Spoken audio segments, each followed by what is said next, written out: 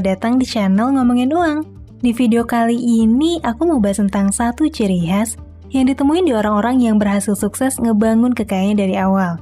Ciri khas yang aku bahas di video ini tuh diambil dari 2 riset yang berbeda. Tapi menariknya nih, hasil dari 2 penelitian ini mirip banget satu sama lain. Riset atau penelitian ini bisa dibilang ngejawab pertanyaan, kenapa sih ada sekelompok orang yang kondisi keuangannya tuh nggak berkembang, mandek di situ-situ aja? Tapi di sisi lain ada juga gitu, sekelompok orang yang kondisi keuangannya bisa terus bertumbuh dan berkembang secara bertahap, sampai akhirnya beneran jadi kaya dan punya kebebasan finansial. Di penelitian ini kita bisa lihat, apa sih yang ngebedain 2 kelompok ini? Apa resep rahasia dari orang-orang yang bakalan jadi kaya, atau lagi berproses ngebangun kekayaannya? Emangnya penelitiannya kayak gimana sih? Oke, jadi ada 2 penelitian yang mau aku jadiin referensi. Yang pertama adalah sebuah survei dari Fidelity Study tentang Millionaire Outlook tahun 2019. Survei ini bertujuan buat nganalisis secara mendalam perilaku orang-orang yang berhasil ngebangun kekayaannya sampai jadi seorang milioner atau punya kekayaan jutaan dolar.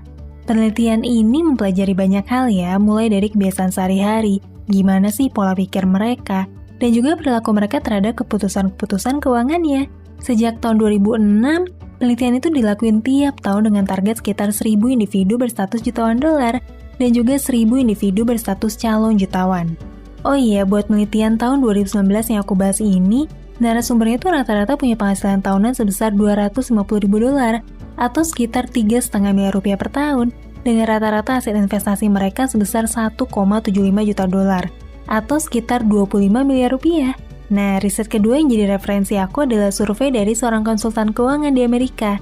Namanya itu Tom Corley yang neliti 177 orang yang ngebangun kekayaan dari nol selama 5 tahun di tahun 2004. Narasumber survei Tom Corley ini punya kekayaan minimal 3,2 juta dolar di tahun 2004 atau sekitar 68 miliar rupiah di tahun 2022 dan punya penghasilan tahunan minimal 160.000 dolar di tahun 2004 atau sekitar 3,4 miliar rupiah di tahun 2022. Menariknya nih, Tom Corley juga neliti 128 individu yang lagi kesulitan keuangan. Tujuannya tuh buat bahan perbandingan gitu. Kenapa kelompok orang kaya ini bisa ngebangun aset mereka? Tapi sebagian lainnya tuh malah ngalamin kesulitan keuangan. Di survei yang berlangsung selama 5 tahun ini, Tom tuh nganalisis aktivitas sehari-hari mereka. Khususnya gimana sih 2 kelompok ini bikin keputusan keuangan yang akhirnya bikin nasib 2 kelompok ini jadi berbeda. Oke, sebetulnya laporan 2 penelitian itu panjang banget, ada ratusan halaman. Bahkan Tom Corley sampai nulis satu buku sendiri buat ngurain hasil penelitian ini. Judul bukunya tuh Rich Habits, Poor Habits. Tapi di video ini, aku bakal nyoba ngerangkum ratusan halaman penelitian itu jadi poin-poin penting, supaya kamu tuh bisa lebih gampang ngerti. Yuk kita mulai dari ciri khas yang pertama. Ciri khas yang pertama adalah orang yang sukses secara finansial itu ngindarin banget yang namanya utang, khususnya utang konsumtif atau utang yang dipakai buat keperluan pribadi.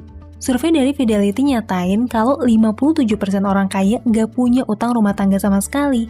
Sementara 24%-nya cuma punya utang KPR yang masih wajar. Terus lebih dari separuh orang kaya punya prinsip buat nggak beli barang mahal kalau misalnya nggak bisa bayar secara cash. Dan 54% orang kaya juga prioritasin buat ngelunasin utang-utangnya sebelum ngalokasin uangnya buat hal yang lain. Di sisi lain, Tom Corley itu juga nulis nih, kalau salah satu ciri rich habits adalah ngindarin utang kartu kredit seminimal mungkin. Dari sini kita bisa lihat ya, kalau orang-orang yang asetnya terus bertumbuh punya sebuah ciri khas, yaitu prinsip ngindarin utang, khususnya utang-utang konsumtif. Sekarang kita lanjut bahas ciri khas yang kedua, yaitu orang-orang yang bakal sukses secara finansial selalu ngalokasin pendapatannya buat investasi, atau minimal tuh ditabung buat dana darurat. Berdasarkan survei dari Fidelity, rata-rata orang kaya ngalokasin 31% penghasilan mereka buat ditabung ke berbagai jenis aset, kayak tabungan pensiun, deposito, atau aset investasi. Buat pilihan investasi, rata-rata orang kaya dalam survei Fidelity ngelakuin diversifikasi ke 5-6 produk investasi yang berbeda, dengan tingkat risiko yang beragam, kayak reksadana, saham, deposito, terus ada juga beberapa ETF kayak indeks saham Big Caps. Secara umum, survei Fidelity juga ngasih gambaran gitu, kalau kebanyakan orang kaya cenderung nggak suka konsumsi berlebihan. By the way, ini nih beberapa pertanyaan survei yang udah aku sesuaiin ke bahasa Indonesia. Sementara survei Tom Corley nunjukin, Kalau 95% orang yang ngebangun kekayaan dari nol terbiasa ngelokasiin minimal 20% pendapatannya buat ditabung dan juga diinvestasiin. 20% itu minimal loh ya. Faktanya sih kebanyakan ngelokasiin lebih dari 20% buat diinvestasiin. Di sisi lain, berdasarkan survei Tom Colley terhadap narasumber yang lagi kesulitan keuangan, ada satu kebiasaan buruk nih yang paling kelihatan, yaitu terlalu cepat naikin gaya hidup pas pendapatannya naik. Jadi pas mereka naik gaji atau pendapatannya naik dikit, pengeluaran bulanannya itu langsung ikutan naik gara-gara cenderung terlalu banyak naikin konsumsi. Nah, ada nggak nih di antara kamu atau teman kamu yang sifatnya kayak gini? Baru dapet cuan dikit atau naik gaji dikit, langsung self-reward berlebihan. Bisa jadi itu tuh adalah satu kebiasaan buruk yang nantinya bikin kondisi keuangan kamu stuck di situ-situ aja. Oke, sekarang kita masuk ke ciri khas ketiga yang paling dominan dari orang-orang yang berhasil ngebangun asetnya dari nol sampai jadi kaya.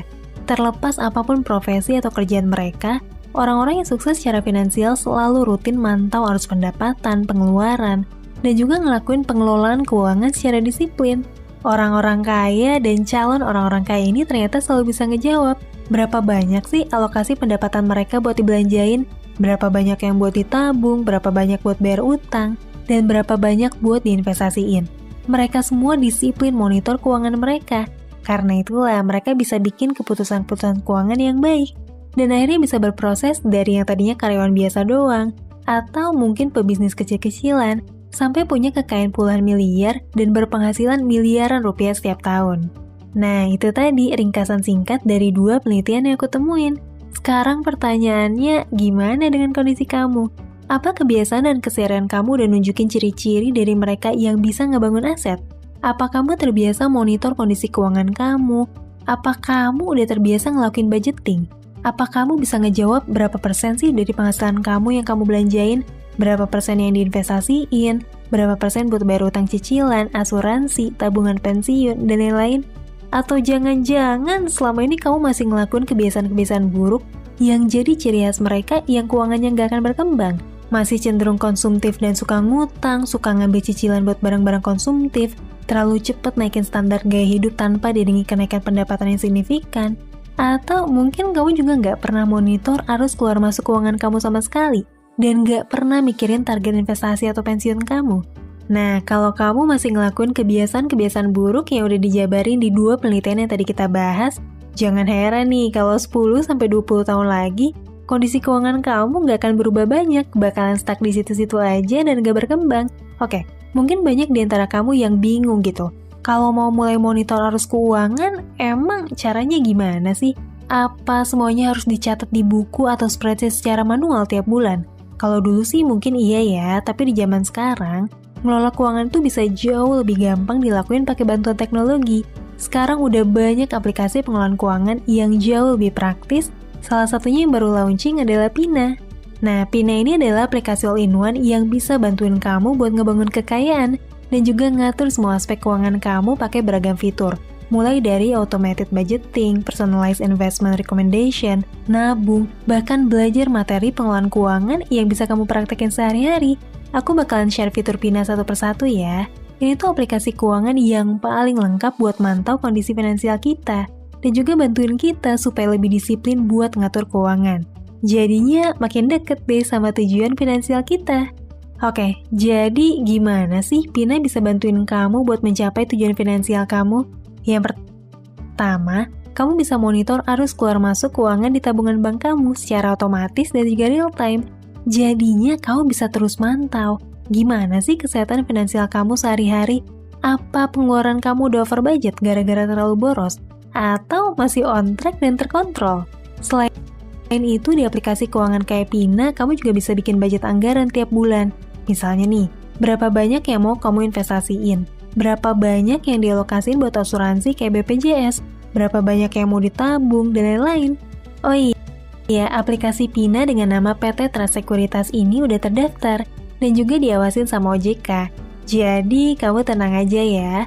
Aplikasinya tuh 100% legal dan data-data kamu diawasin ketat dengan keamanan siber tingkat tinggi. Di aplikasi Pina ada juga nih fitur automated investing. Ini tuh adalah fitur otomatis buat ngalokasin pemasukan kamu jadi beragam aset investasi.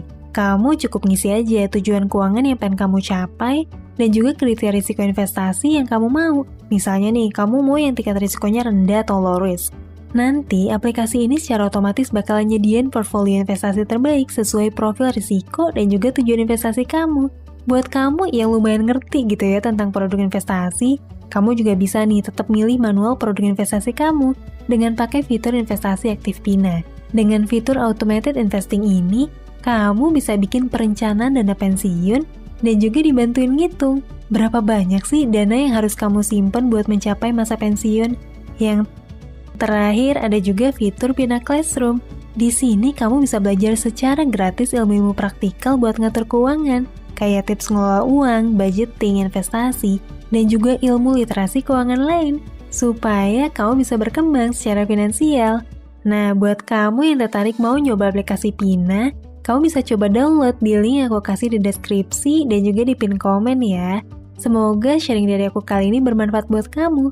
Oh iya, ceritain dong, gimana sih kebiasaan kamu buat ngelola keuangan tiap bulan? Apa udah punya ciri khas kayak rich habits?